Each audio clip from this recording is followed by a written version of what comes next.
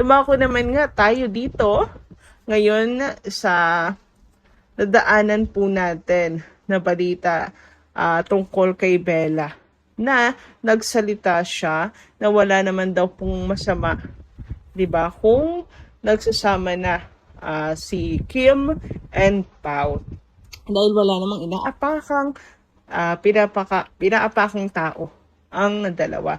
Same single, walang dapat na maging issue silang dalawa.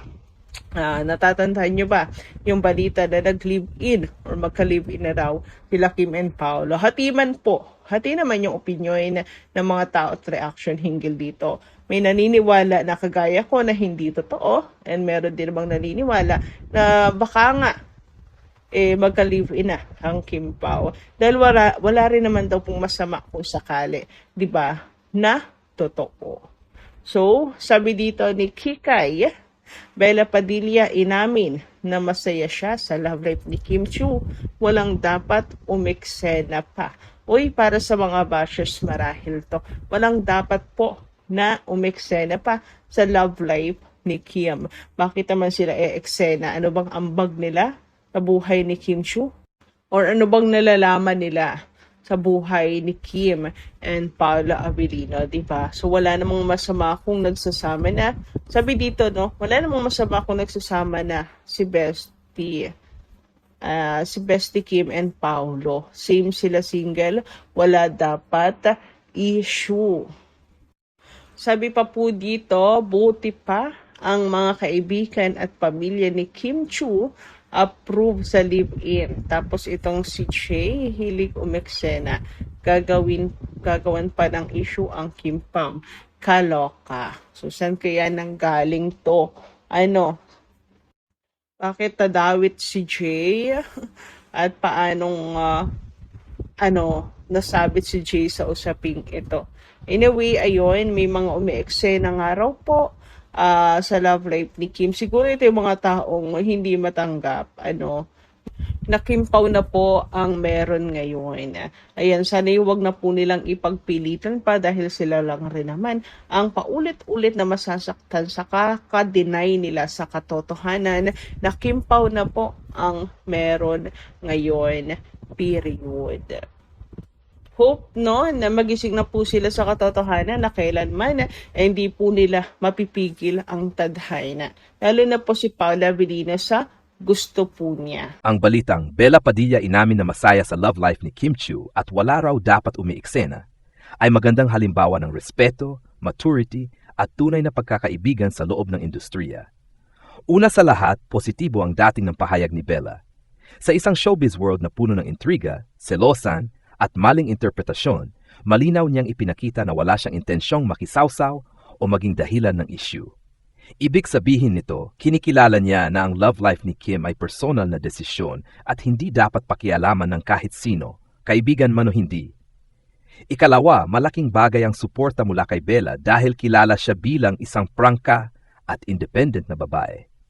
Kung sinasabi niyang masaya siya para kay Kim, ramdam na totoo at walang halong plastikan ang kanyang reaksyon.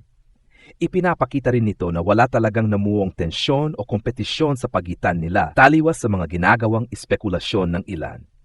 Ikatlo, ang linyang wala raw dapat umeeksena ay tila paalala hindi lang sa sarili niya kundi pati sa mga tao sa paligid, fans, netizens at maging sa media. Minsan kasi, mas nagiging komplikado ang isang simpleng usapin dahil sa sobrang daming opinyon. Sa puntong ito, parang sinasabi ni Bella na hayaan ang mga taong nagmamahalan na maging masaya ng payapa. Para naman sa Kim Pao fans, reassuring ang ganitong klaseng pahayag. Ipinapakita nito na walang hidden drama sa likod ng kamera at ang mga taong malapit kay Kim ay suportado siya. Anuman ang estado ng kanyang puso ngayon. Sa kabuuan, ang reaksyon ni Bella Padilla ay classy at hindi papansin. Puno ng respeto sa personal boundaries. Patunay ng healthy relationship sa showbiz. Masarap makita na sa gitna ng ingay ng sismis, may mga taong pinipiling maging tahimik, suportado at maayos. Kung ganito ang mindset ng mas maraming artista, mas magiging inspirasyon ng showbiz kaysa maging pugad ng intriga. Sa balitang masaya si Bella Padilla sa love life ni Kim Chiu at wala raw dapat umeeksena, masasabi kong napakaganda at napaka-healthy ng mensaheng ipinapakita nito. Una, ipinapakita ni Bella ang tunay na respeto sa personal na buhay ni Kim. Sa halip na makisawsaw magbigay ano-anong opinyon, malinaw ang paninindigan niya na ang pag-ibig ay usaping pribado. Sa panahon ngayon na konting galaw lang ng artista ay ginagawang malaking issue, napaka-refreshing makakita ng ganitong klaseng maturity. Ikalawa, malinaw rin dito na walang selosan, inggitan o kompetisyon. Sa halip na palakihin ang intriga, pinili ni Bella na maging supportive. Isa itong tahimik pero malakas na pahayag na posibleng maging maayos at magalang ang relasyon ng mga artista sa isa't isa kahit pa may mga haka-haka ang publiko. Ikatlo, ang sinabi niyang wala raw dapat umeeksena ay parang paalala sa lahat, fans, netizens at media, na huwag ng dagdagan ng pressure. Minsan kasi, hindi ang mismong artista ang gumagawa ng gulo kundi ang mga taong masyadong invested sa kwento ng buhay nila. Sa kabuuan, ang balitang ito ay positibo, classy at nakaka-inspire. Ipinapakita nitong may mga taong marunong rumespeto ng boundaries, may tunay na suporta sa likod ng kamera, at may mga artistang mas pinipiling maging mahinahon kaysa pumatol sa intriga. Kung ganito ang mindset ng mga taong nasa paligid ni Kim Chiu, mas madali para sa kanya na maging masaya at payapa, anuman ang estado ng kanyang love life. Ang pahayag ni Bella Padilla ay hindi lang simpleng reaksyon. Isa itong malinaw na halimbawa ng maturity, respeto at emosyonal na katalinuhan sa isang industriyang kadalasang ginugulo ng intriga.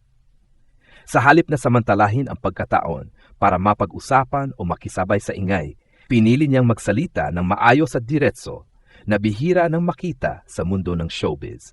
Sa totoo lang, napaka-importante ng ganitong klaseng pahayag, lalo na sa sitwasyon ni Kim Chiu na laging nasa ilalim ng matinding atensyon ng publiko. Konting galaw lang ni Kim ay agad binibigyan ng malalim na kahulugan at kadalasan ay nadadagdagan pa ng mga taong wala namang direktang kinalaman. Kaya nang sabihin ni Bella na masaya siya para kay Kim, ramdam dito ang pagiging tunay na kaibigan at kapwa babae na marunong umunawa. Ang linya ring, wala raw dapat umiiksena ay may mas malalim na ibig sabihin. Hindi ito patutsada, kundi isang paalala na hindi lahat ng bagay ay kailangang gawing palabas. May mga kwento ng pag-ibig na dapat hayaan munang umusbong ng tahimik, malayo sa panghusga at pangunguna ng opinyon ng iba. Sa isang banda, parang sinasabi ni Bella na hindi obligasyon ni Kim na ipaliwanag ang kanyang kaligayahan sa kahit kanino. Para sa mga fans, lalo na ang mga Kim Pao supporters, mahalagang pakinggan ang ganitong klase ng pananaw. Nakakatulong itong ibalik ang focus sa suporta at respeto sa halip na sa pressure at pagdikta kung ano ang dapat mangyari. Hindi rin maikakaila na ang sobrang pakikialam ng publiko ay minsan nagiging dahilan kung bakit nasisira ang mga bagay na sanay maganda. Sa mas malawak na konteksto, ang pahayag ni Bella ay nagpapakita na posible ang healthy relationships sa showbiz, na hindi lahat ay kompetisyon, hindi lahat ay may tinatagong sama ng loob, at hindi lahat ay kailangang gawing issue. Isa itong paalala na ang tunay na klase ng isang tao ay makikita sa kung paano niya nire-respeto ang kaligayahan ng iba. Sa huli, ang balitang ito ay hindi tungkol sa chismis, kundi tungkol sa pagiging maayos sa sarili, paggalang sa personal na buhay ng kapwa, at pagpili ng katahimikan kaysa intriga. Kung ganito ang mga taong nakapaligid kay Kim Chiu, malinaw na nasa tamang lugar siya, ligtas, suportado, at may espasyo para maging masaya. May ilang mahahalagang punto pa na maaaring idagdag sa balitang ito na mas lalong nagpapalalim ng kahulugan ng sinabi ni Bella Padilla tungkol sa love life ni Kim Chiu. Una, ang ganitong klaseng pahayag ay nagsiset ng tamang halimbawa hindi lang sa kapwa-artista kundi pati sa mga fans.